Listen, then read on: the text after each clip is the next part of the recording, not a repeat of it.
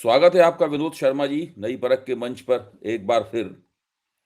अ, सवेरे के वक़्त अखबार पढ़ने से मज़ेदार चीज़ शायद ज़िंदगी में दिन शुरू करने की और कोई नहीं होती। चाय के साथ आप अखबार पढ़ते हैं, नई-नई खबरें मिलती हैं, नई-नई सूचनाएँ मिलती हैं और हम और आप तो पेशेवर पत्रकार हैं, तो अखबारों को ज़्यादा ही पढ़ते हैं। एक-एक शब्द पढ़ते हैं, एडिटोरियल भी पढ़ते हैं, एडिटोरियल के बगल वाला लेख भी पढ़ते हैं। लेकिन आज के अखबार में 2 बहुत दिलचस्प खबरें देखने को मिली। तुरंत मन हुआ कि आपके साथ चर्चा करें। पहली खबर तो ये है कि अमेरिका के राष्ट्रपति डोनाल्ड ट्रंप, मोदी जी के परम मित्र, वो संयुक्त राष्ट्र संघ, यूनाइटेड नेशंस की एक समांतर संस्था बनाने में जुट गए हैं और उसका नाम उन्होंने बोर्ड ऑफ पीस रखा और उसके लिए उन्होंने भारत के प्रधानमंत्री को भी निमंत्रित किया है खत लिखकर, आइए आप हमारे बोर्ड ऑफ पीस के सदस्य बनिए। पाकिस्तान को भी निमंत्रित किया है, तुर्की को भी निमंत्रित किया है और भी कई देशों को निमंत्रित किया है। और साथ में ये भी है कि जो देश उसमें आना चाहें, जिनको वो निमंत्रित नहीं कर रहे हैं, तो अगर वो $1 अरब दे दें उन्हें, तो उन्हें सदस्य बना लिया जाएगा उसका। परमानेंट सदस्य। जी, जी, परमानेंट स्थायी सदस्य बना। देखिए, भारत स्थायी सदस्य नहीं होगा। भारत की सदस्यता के 3 साल बाद ट्रंप साहब उस पे विचार करेंगे, क्योंकि इस बोर्ड ऑफ पीस की जो नियंत्रणकारी पावर होगी, उसकी जो चेयरमैनशिप होगी, वो डोनाल्ड ट्रंप के पास होगी। डोनाल्ड ट्रंप ही तय करेंगे कि उनका उत्तराधिकारी कौन होगा। तो एक तरह से वो सारी दुनिया के सीईओ बन जाना चाहते हैं और भारत जैसे देशों को बिल्कुल अपने दरबारी के रूप में वो देख रहे हैं कि आइए, हमारे दरबार में हाज़िरी बनाइए, हाज़िरी बजाइए, तो हम जो एक नई विश्व व्यवस्था हमारे नेतृत्व में बन रही है, उस विश्व व्यवस्था में आपको हिस्सेदारी दे सकते हैं। तो ये खबर थोड़ा-सा मनोरंजन भी करती है, लेकिन चिंतित भी करती है, क्योंकि हो तो रहा ही है ये और ट्रंप चाहेंगे तो वो बोर्ड ऑफ पीस अपना बना ही देंगे और जैसे ही खबर आई वैसे ही तमाम बुद्धिजीवियों ने जो समझते हैं कि जैसे उनकी बात पे भारत सरकार ध्यान देती है, उन्होंने भारत सरकार को राय देनी भी शुरू कर दी है कि भारत सरकार को ट्रंप का ये प्रस्ताव मानने से इनकार कर देना चाहिए। तो काफ़ी चिंताजनक बात है, क्योंकि अभी तक जो विश्व व्यवस्था थी, जिसके तहत हम सब लोगों की ज़िंदगी गुज़री, मोटे तौर पर जो द्वितीय विश्व युद्ध के बाद बनी थी, वो ट्रंप ने काफ़ी कुछ तो बर्बाद कर ही दी है। उन्होंने ऐसे कि विश्व व्यापार संगठन ट्रंप ने बर्बाद कर दिया, नाटो में ट्रंप की वजह से दरारें पड़ गईं, वहाँ वो खात्मे की तरफ है नाटो, उसका कोई मतलब नहीं रहा। अगर ग्रीनलैंड पे ट्रंप कब्ज़ा कर लेंगे, तो नाटो का फिर क्या मतलब है? तो आप ज़रा इसके ऊपर बताइए कि आपको क्या लगता है, इससे क्या होगा? क्योंकि ये अगर भारत तैयार हो गया इसमें जाने के लिए और मुझे लगता है कि मोदी जी शायद तैयार हो जाएँगे तत्परता के साथ। देखिए, बात यह है कि इसमें बड़ी विस्तृत चर्चा की जरूरत है। जो उसका प्रपोजल चिट्ठी लिख के माननीय प्रधानमंत्री को आया है, ये बात सही है आपकी कि जो जितने भी वो ब्रेटन वुड्स इंस्टीट्यूशंस हैं, उनको आज के दिन यूनाइटेड स्टेट्स ने नगण्य कर दिया है, उसको मानता नहीं है, उनकी अवहेलना करता है, उनको दरकिनार कर दिया है। इंटरनेशनल मॉनेटरी फंड हो, वर्ल्ड बैंक हो, वर्ल्ड हेल्थ ऑर्गेनाइजेशन हो, उनमें से तो पहले ही निकल गया था वो। तो ये जो इंस्टीट्यूशंस बने हुए थे द्वितीय विश्व युद्ध के बाद, जिनके जरिए यूनाइटेड स्टेट्स अपनी वर्चस्व दुनिया में बना रखा था, क्योंकि सबसे बड़ा कंट्रीब्यूटर जो था इन धन के मामले में इन लोगों के लिए, वो अमेरिका था। अमेरिका सबसे बड़ी कंट्रीब्यूशंस देता था। पर हाल ही के वर्षों में जो यूनाइटेड नेशंस और अदर ब्रेटन वुड्स इंस्टीट्यूशंस हैं, उनसे अमेरिका में जो खासकर रिपब्लिकन धड़ा है, वो काफी दिनों से इस बात को कह रहा है कि ये जो सिस्टम है, इसको रिवर्क करने की जरूरत है। लेकिन मैं नहीं समझता हूं कि कोई भी रिपब्लिकन पार्टी का नुमाइंदा कोई भी सिस्टम नया क्रिएट करना चाहेगा शख्सियत के around, the personality of the US president, उसके अराउंड तो नहीं बन सकता ना कोई इंस्टीट्यूशंस। तो ये जो इंस्टीट्यूशन है, 20 पॉइंट प्रोग्राम जो गाजा पे दिया था उसने, और उस पर यूनाइटेड नेशन सिक्योरिटी काउंसिल की एक रेजोल्यूशन भी है और उसका हवाला देते हुए ये कह रहा है इस बात को। तो अभी भी यूनाइटेड नेशन सिक्योरिटी काउंसिल पे निर्भर कर रहा है, लेकिन इसमें जो 2 प्रमुख member of UN security council के परमानेंट मेंबर हैं, वो इसके साथ जुड़े नहीं थे। ये जो बोर्ड ऑफ पीस है जिसकी बात, वो उसमें रूस और चीन नहीं जुड़े थे। और देखना ये है कि ये जो बोर्ड ऑफ पीस है, ये बोर्ड ऑफ पीस किस हद तक शेप लेता है और कितनी जल्दी शेप लेता है। क्योंकि देखिए, जो उसने और मेंबर मार्को रूबियो है उसमें, लेकिन स्टीव विटकॉफ है, फिर कुछ बिजनेसमैन लगा रखे हैं उसने। देखिए, डोनाल्ड ट्रंप की सारी approach towards any institution is a businessman's approach. और ये जो पुराने इंस्टीट्यूशंस बने थे, ये किसी बिजनेस इंटरेस्ट के आधार पे नहीं बने थे, ये सोच के बने थे कि दुनिया में अमन होना चाहिए, शांति होनी चाहिए, सद्भावना होनी चाहिए, और नेशन स्टेट की सॉवरेंटी को एक्सेप्ट करते हुए, सबकी इक्वालिटी को एक्सेप्ट करते हुए, चर्चा करके दुनिया को चलाने का निजाम बनाना चाहिए, दुनिया को चलाने का गवर्नेंस सिस्टम बनाना चाहिए, होना चाहिए। लेकिन डोनाल्ड ट्रंप जो है वो इंस्टीट्यूशन बिल्डर नहीं है। देखिए, सबसे बड़ी प्रॉब्लम यह है कि Donald Trump is not an institution builder. Donald Trump at best is a disruptor. और हर चीज में ये व्यक्ति अपना मुनाफा देखता है। आपको याद है, इसी ने कहा था कि ये जो गाजा पट्टी है इसको रिवेरिया बना देंगे और तो बड़ी सुंदर सी जगह होगी ये, और यहाँ पर जा, हाँ, बहुत मतलब उसको जमीन पे जन्नत बनाने वाली बात कर रहा था। लास वेगास जैसा बना देंगे, लास वेगास को रिजॉर्ट बनाना चाहता बड़ा सा वहां पर। देखिए, Donald Trump should know institution building is a very difficult process. और जब तक तुम अमेरिका के प्रेसिडेंट हो, लोग तुम्हारी बात सुन रहे हैं। जिस दिन तुम अमेरिका के प्रेसिडेंट नहीं रहोगे, तुम्हारी बात भी लोग सुनना बंद कर देंगे। देखना यह है कि अमेरिका के भीतर जो चर्चा होगी इस प्रपोजल पे, उस चर्चा का क्या स्वरूप होगा, कितने लोग अपने आप के साथ, अपने प्रपोजल के साथ अमेरिका के भीतर जोड़ लेता है डोनाल्ड ट्रंप। रही बात हमारे प्रधानमंत्री की और हमारी कंट्री की, देखिए बात यह है कि डोनाल्ड ट्रंप लंबी रेस का घोड़ा नहीं है, ये कांस्टेंट नहीं है अमेरिकन पॉलिटिक्स में।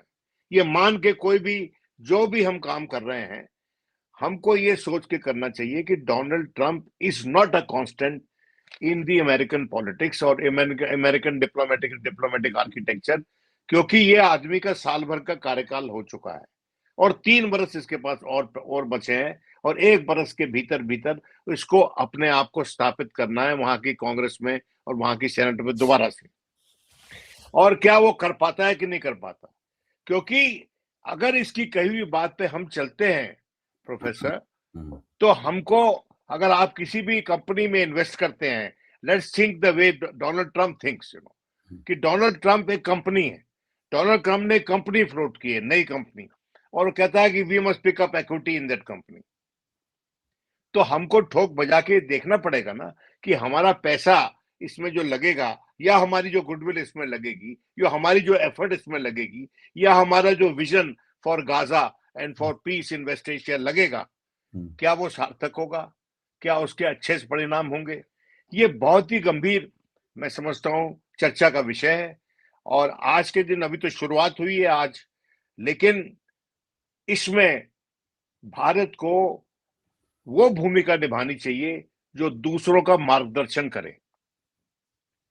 और यूनिपोलर वर्ल्ड तो भारत नहीं चाहता है, और ये पूरा जो स्वांग रचा है इसने, इसमें वो he wants a unipolar world जिसमें कि उसका राज हो। और ना सिर्फ अमेरिका का यूनिपोलर वर्ल्ड नहीं, डोनाल्ड ट्रंप का यूनिपोलर वर्ल्ड। बिल्कुल बिल्कुल। देखिए, ये जहनी तौर पे ये आदमी बहुत बीमार आदमी है, और हम कितनी इसकी बात को हेल्दी तरीके से देख सकते हैं, समझ सकते हैं, डिस्कस कर सकते हैं। इस पे आज के दिन तो मैं किसी निष्कर्ष पे नहीं पहुंचा हूं, लेकिन मैं ये समझता हूं कि इसकी अवहेलना किए बिना, इस प्रपोजल को रिजेक्ट किए बिना चर्चा के लिए समय लेना चाहिए भारत को, भारत जैसे मुल्कों को। हम लोकतंत्र हैं भाई, वो भी लोकतंत्र है। अपने मुल्क में तो बनवा ले इसको पहले, अपनी मुल्क में तो बनवा ले इसको पहले, अपनी कांग्रेस में तो बनवा ले इसको पहले। उसे चिट्ठी लिख के भेज दी हमारे प्रधानमंत्री को और हमारे लीडरशिप को। मैं प्रधानमंत्री की बात नहीं करना चाहूंगा, हमारी लीडरशिप को बड़े रेस्ट्रेंट तरीके से इस पे विचार करके और इस पे अपना मत जाहिर करना चाहिए। कि कब करना चाहिए, नहीं करना चाहिए, ये देखने वाली बात है। Because in diplomacy at times lack of clarity of thought is also clarity of thought, which means you are trying to buy time कि इस विषय पे और ध्यान देना चाहते हैं। और इस विषय में भारत के भीतर विस्तृत चर्चा होनी चाहिए। एक व्यक्ति के चिट्ठी लिखने से दूसरे व्यक्ति को चिट्ठी लिखने पर उसमें कोई भारत की फॉरेन पॉलिसी नहीं बन सकती है। और अगर बनेगी तो भारत भी एक तरह से विल बी डीलिंकिंग इटसेल्फ और divorcing itself from the Bretton Woods institutions of post world war 2। वो बड़ा फैसला होगा। और बहुत सी ऐसी संस्थाएं हैं यूएन की जिसके जो पैसे देती हैं हमको डेवलपमेंट प्रोजेक्ट्स के लिए, वेरियस डेवलपमेंट प्रोजेक्ट्स के लिए, और बहुत से उनके हस्तक्षेप रहता है मुल्कों के भीतर। नेशन स्टेट जो मेंबर हैं यूनाइटेड नेशंस के, वो वहां हस्तक्षेप रहता है। तो सब कुछ इसका अध्ययन कर कर फॉरेन पॉलिसी एक्सपर्ट्स के जरिए, फॉरेन ऑफिस के जरिए और डिफेंस के जरिए, देखिए पीस कीपिंग फोर्सेस भी तो यूनाइटेड नेशंस के तहत ही लगती है। डोनाल्ड ट्रंप ने पीस कीपिंग फोर्स का कॉन्सेप्ट बिल्कुल अबेंडन कर दिया। डोनाल्ड ट्रंप अपने बिना किसी यूएन मैंडेट के, बिना किसी मैंडेट के जगह जगह हस्तक्षेप कर रहा है। वेनेजुएला सबसे बड़ा अपमान था,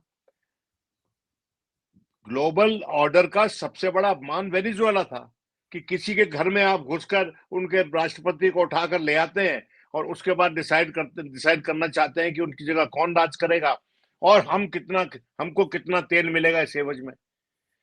देखिए, he is an international pirate the way he has behaved till now. तो उससे क्या अपेक्षा कर सकते हैं प्रोफेसर? क्या आप उससे किसी संजीदगी की अपेक्षा कर सकते हैं क्या? मैं तो नहीं करता हूं। विनोद जी, अभी ये तो बात रही डोनाल्ड ट्रंप की, जिसमें मैं मोटे तौर पे आपसे सहमत हूं। लेकिन जहां तक हमारे प्रधानमंत्री नरेंद्र मोदी की बात है, डोनाल्ड ट्रंप जिस तरीके से काफी लंबे अरसे से यूनाइटेड नेशंस की आलोचना कर रहे हैं और ये दिखाने की कोशिश कर रहे हैं यूनाइटेड नेशंस एक बेकार हो चुका संगठन है और इससे हमें कोई फायदा नहीं है, हमें इससे अपने हाथ। ये बहुत लोग मानते हैं, पर उसमें रिफॉर्म्स की जरूरत है, ये सब मानते हैं। हाँ, ठीक है, यूनाइटेड नेशन में रिफॉर्म्स की जरूरत है। मैं दूसरी बात कह रहा हूं, वो बात आपकी सही है। डोनाल्ड ट्रंप की इस बात को मोदी जी खुद अपने अंतर्राष्ट्रीय मंचों पर दिए गए भाषणों में दोहराने लगे थे। आजकल नहीं दोहरा रहे हैं, लेकिन मैंने उनको जब से डोनाल्ड ट्रंप ने जब टैरिफ लगाए थे, इससे पहले मोदी जी इस बात को दोहराने लगे थे। बिल्कुल डोनाल्ड ट्रंप के पिछलग्गू बने दिखाई पड़ रहे थे। इसलिए एक तरह से मोदी जी एकाधिक, मेरे ख्याल से 1 या 2 बार वो ये पोजीशन ले चुके हैं कि यूनाइटेड नेशंस किसी काम की चीज नहीं रह गई है, हमको एक नई विश्व व्यवस्था बनानी चाहिए जिसमें भारत का एक बड़ा स्थान होगा। इस तरह की बात मोदी जी कर चुके हैं। मैंने खुद सुना है उनका भाषण, पढ़ा भी है उसके बारे में। मुझे यकीन है कि आपने भी पढ़ा होगा। तो एक तरह से देखा जाए तो मोदी जी इस पोजीशन पे आ चुके हैं जो डोनाल्ड ट्रंप आज जिस पोजीशन के तहत, डोनाल्ड ट्रंप ने उन्हें लेटर लिखा है और बोर्ड ऑफ पीस बनाने का ऐलान किया है। अगर आपको याद हो कि जब शुरू में लड़ाई शुरू हुई पैलेस्टाइन में और इजराइल में, गाजा की लड़ाई जब शुरू हुई और उसमें कुछ इन्होंने खुद से यूनिलैटरली बयान दे दिया था एक, even before the foreign office could formulate a formal response to that, और उसके बाद वो बयान उनको एक तरह से वापस लेना पड़ा और आना पड़ा जो उनके फॉरेन ऑफिस ने सलाह दी उस पे। ये सब काम जोश में नहीं होते और बदकिस्मती से हमारे माननीय प्रधानमंत्री कई बार रिटोरिक में इतना बह जाते हैं और पॉपुलर पॉलिटिक्स में ब्राउनी पॉइंट्स हासिल करने में इतने उत्सुक हो जाते हैं कि बहुत सी बातें वो कह जाते हैं जो उनको आखिर में जिस मुद्दे पे विवेचना करनी चाहिए वो पहले ही विवेचना कर देते हैं। देखिए, उनका जो दफ्तर है जहां वो बैठते हैं, वहां पर तो आके फाइल रुक जाती है ना, उस पर फिर फैसला लेना होता है। फाइल बन के उनके सामने आए, फाइल पढ़ी जाए, फिर उस पे तवज्जो देकर उस पे एक डिसीजन होता है जिसपे उनके सिग्नेचर होते हैं, जो भारत की पॉलिसी बनती है। और फिर भी कई बार कैबिनेट का अप्रूवल होता है उससे पहले। Cabinet has to discuss, cabinet committee on security has to discuss, cabinet committee on economic affairs has to discuss. देखिए, हमारा एक आर्किटेक्चर, एक स्ट्रक्चर है। अगर आप उस स्ट्रक्चर से बाहर जाकर कुछ सोच रहे हैं या कह रहे हैं, तो you are being no different than Donald Trump. आप उन्हीं की तरह हो रहे हैं ना। फिर तो वो तो मैं नहीं समझता। मोदी जी के आदर्श तो वही है। मोदी, देखिए, डोनाल्ड ट्रंप के आदर्श मोदी जी नहीं है। मोदी जी के आदर्श डोनाल्ड ट्रंप हो सकते हैं, मोदी जी उनके अनुयायी बन सकते हैं, डोनाल्ड ट्रंप तो उनके अनुयायी नहीं बनेंगे ना।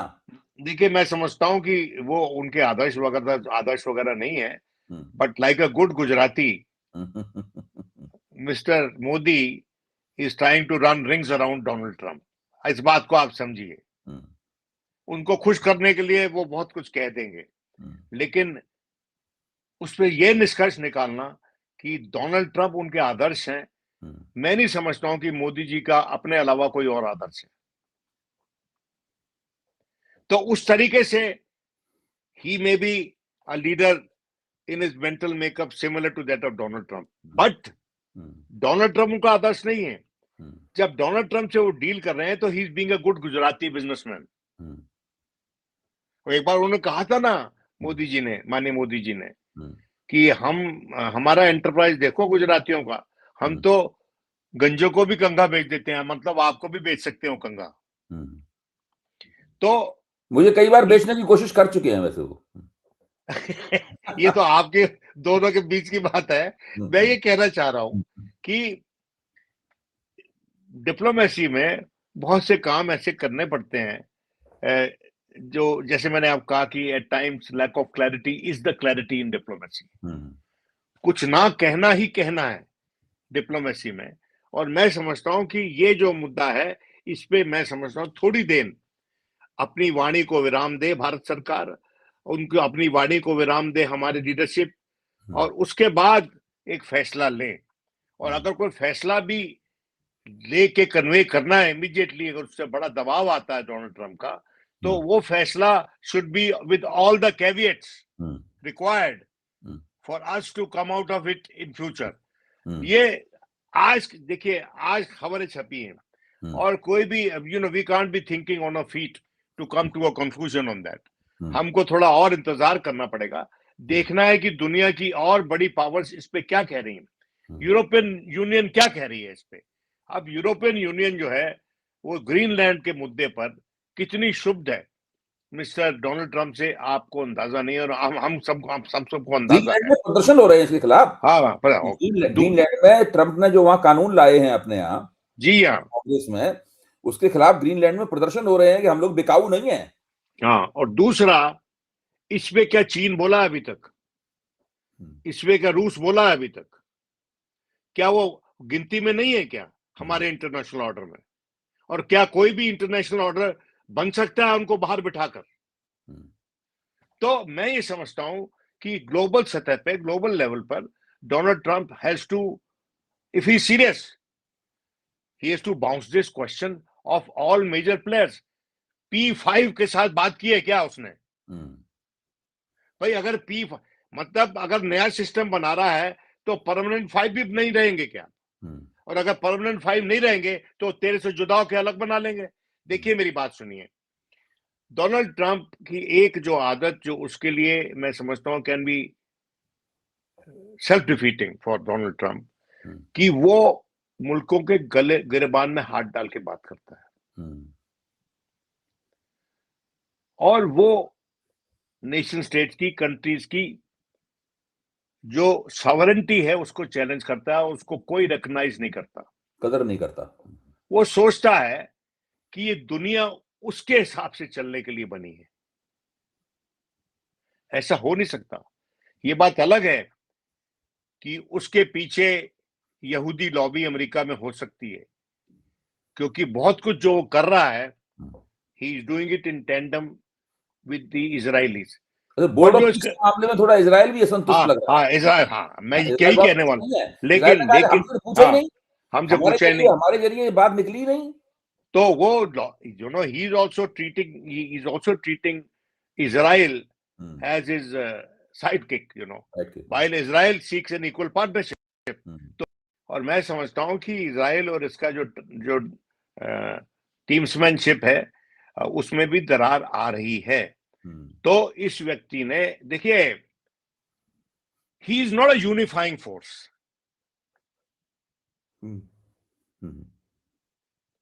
He is a self-magnifying force.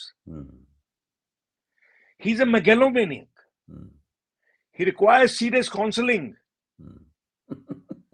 मैं सच बता रहा हूं आपको, उस व्यक्ति की जो हालत है वो, he requires serious counseling, and he has been let loose to play around with the institutions, to disrupt institutions without creating new ones, or promising wonders without any adequate evidence कि he will be able to succeed those objectives. आज के दिन भारत को, हमारी सरकार को इस पे अपना ओपिनियन लेना चाहिए, बनाने की तरफ बातचीत शुरू कर देनी चाहिए, लेकिन जाहिर नहीं करना चाहिए, बिकॉज आज समय आ गया है कि भारत एक पोजीशन ले जो कि दुनिया को रास्ता दिखाए इस कठिन समय में। और भारत ऐसी पोजीशन में है कि वो ऐसे मुल्कों से भी बात कर सकता है जो मुल्क शायद आज के दिन डोनाल्ड ट्रंप से बात ना करना चाहे। नहीं, we have to, history has, you see, we have a promise, we have a promise to make to history. लेकिन आप जो भारत से उम्मीद कर रहे हैं कि भारत चाहे तो इतिहास बना सकता है, अभी इंडिया इंटरनेशनल सेंटर के निमंत्रण पर एक व्याख्यान देने के लिए सिंगापुर के पूर्व विदेश मंत्री जॉर्ज योंग बुन यो भारत आए। उन्होंने सीडी देशमुख हॉल में व्याख्यान दिया। उसके बाद उन्होंने इंटरव्यू में कुछ बातें कही और मुझे यकीन है कि आपकी निगाह से वो चीजें गुजरी होंगी। उनका कहना है कि ट्रंप तो एक बुली है, ट्रंप तो एक धौंस पट्टी में रखने वाला बंदा है लोगों को, और अगर आप जरा भी उससे दबेंगे तो फिर वो पूरी तरीके से आपको निचोड़ देगा। भारत के बारे में उन्होंने कहा है कि भाई, भारत को अगर ट्रंप के मुकाबले अपने पत्ते ठीक से भारत ने नहीं खेले तो वो भारत को उससे बहुत नुकसान होगा, उसकी प्रतिष्ठा को नुकसान होगा। लेकिन साथ में उन्होंने समस्या को भी रेखांकित किया है जिसमें भारत ने अपने आप को फंसा लिया है, और वो समस्या ये है कि भारत के जो साउथ एशिया में जो भारत के पड़ोसी हैं, यानी भारत जिस रीजन का, जिस क्षेत्र में अपनी चौधराहट स्थापित करना चाहता है, उस रीजन में जो पड़ोसी हैं, उन पड़ोसियों से भारत के संबंध अच्छे नहीं है। उससे देखिए, वो उन्होंने कहा पहले ये दुरुस्त करना चाहिए।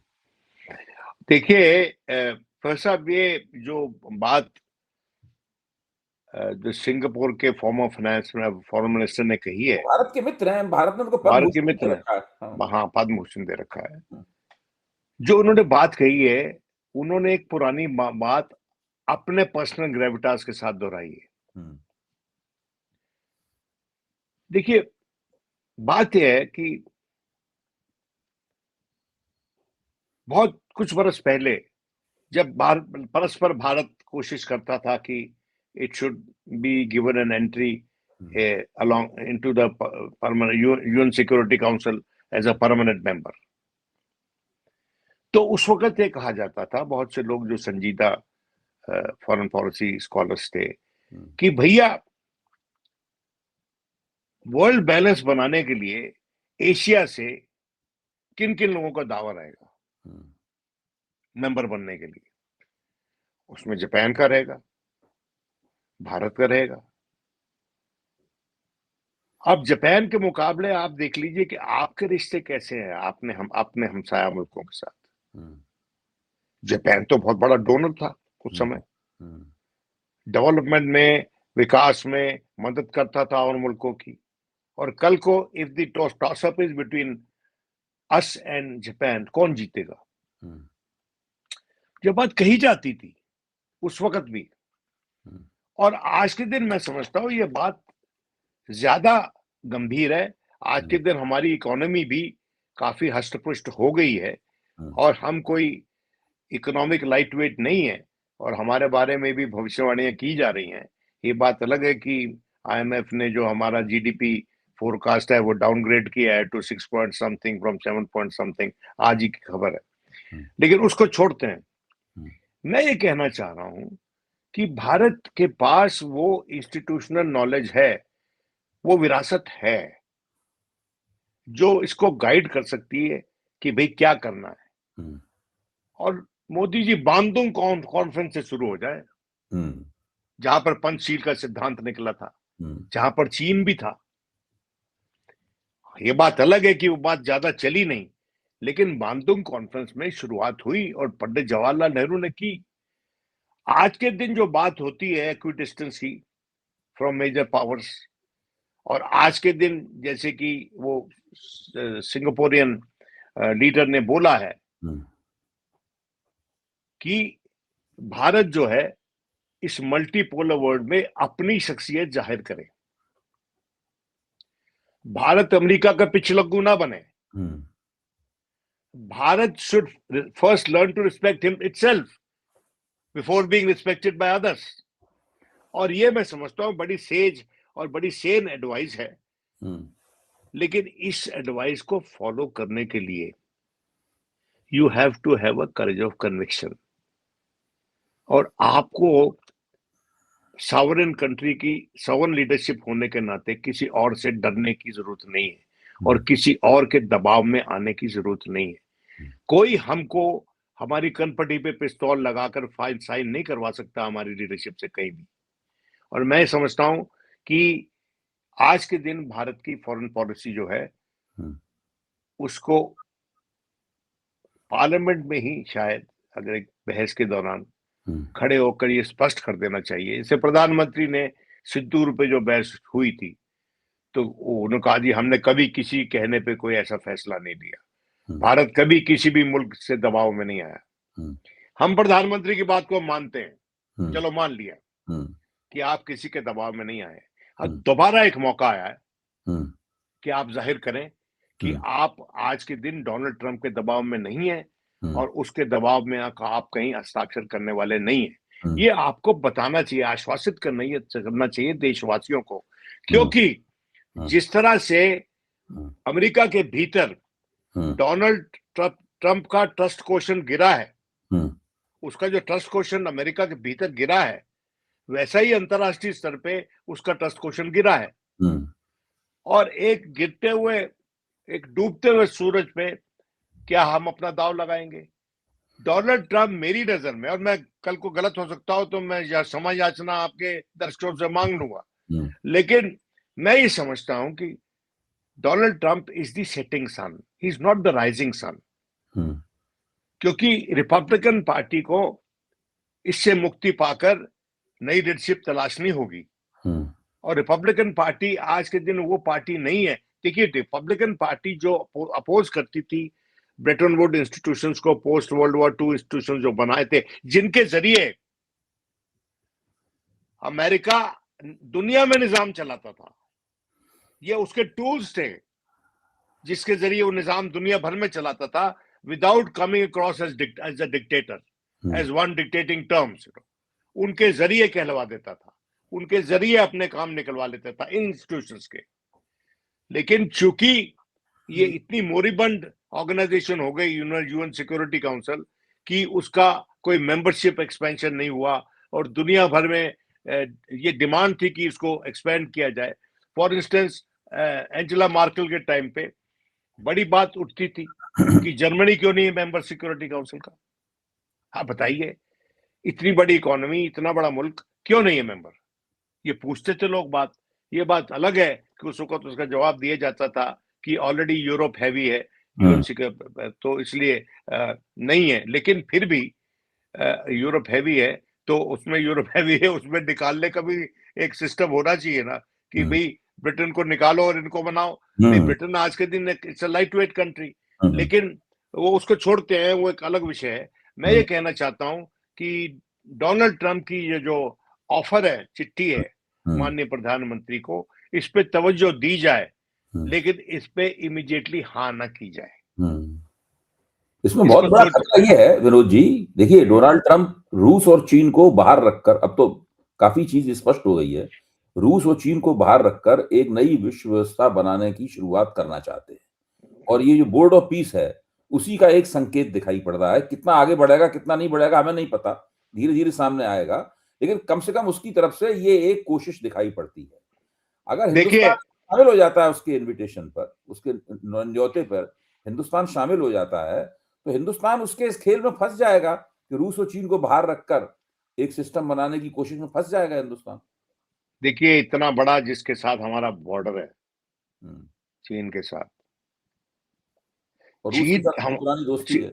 हाँ, चीन हमारा डिस्टेंट नेबर नहीं है, हमारा इमीडिएट नेबर है, प्रॉक्सिमेट नेबर है, मतलब सटा हुआ नेबर है। और रशिया जो है उसके साथ हमारे ऐतिहासिक रिश्ते हैं। सही बात। हाँ, और जो उससे तेल लेना हमने बंद किया है, ये तेल लेना बंद करने वाली बात नहीं है, अब ये कहीं उससे आगे बात है कि मैं इनसे तेल नहीं लूंगा।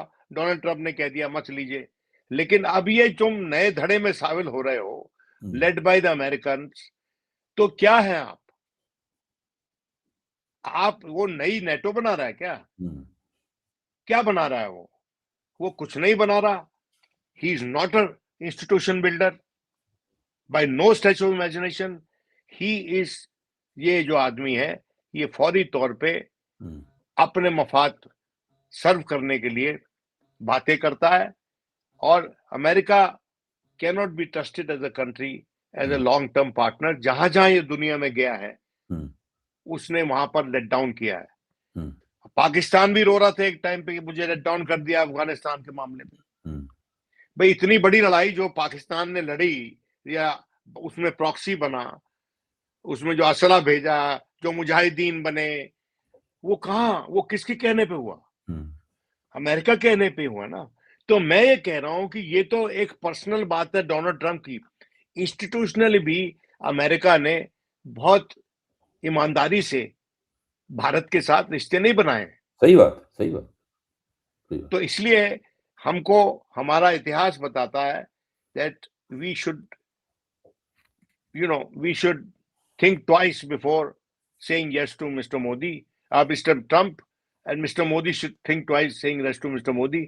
और ये उन दोनों के बीच की बात नहीं है जनाब, ये चर्चा तो आपकी कैबिनेट में, आपकी CC cabinet committee on security में, इकोनॉमिक अफेयर्स में, पार्लियामेंट में चर्चा होनी चाहिए। अमेरिका घूमने का निमंत्रण थोड़ी ना है ये, और क्या, ये थोड़ी आप आ जाओ, हाँ, ये थोड़ी कि आप मेरी इनॉग्रेशन सेरेमनी में आ जाओ। हाँ, वो थोड़ी ना, ये तो कुछ और ही बात। जयशंकर पहुंच गए थे। हाँ, बहुत बहुत धन्यवाद विनोद जी, बहुत ही उम्दा चर्चा हुई और मुझे उम्मीद है, और अगर इस पे और प्रोफेसर, इस पे we may have to discuss it again, let's see कि इसका शेप क्या होता है। इसके घटनाक्रम पर शुरुआती दौर है, इस घटनाक्रम पर नजर रखेंगे, फिर से इसके बारे में चर्चा करेंगे। और मुझे उम्मीद है, और मुझे उम्मीद करनी भी चाहिए कि भारत के जो नीति निर्माता हैं, इस तरह के सुझावों पर जो अभी आपने दिया है, इस तरह के सुझावों को सुनेंगे, और उन्हें सुनना भी चाहिए, क्योंकि अगर वो नहीं सुनेंगे तो वो पीछे रह जाएंगे। और वो जिसे कहते नहीं है कि कुल्हाड़ी अपने पैरों में कुल्हाड़ी नहीं मारेंगे, बल्कि पैर कुल्हाड़ी पे दे मारेंगे। हाँ, बिल्कुल सही बात। You must think about it, but use that tactics of lack of clarity is the clarity on this issue. Sure. I tend to agree with you. Thank you. Thank you very much.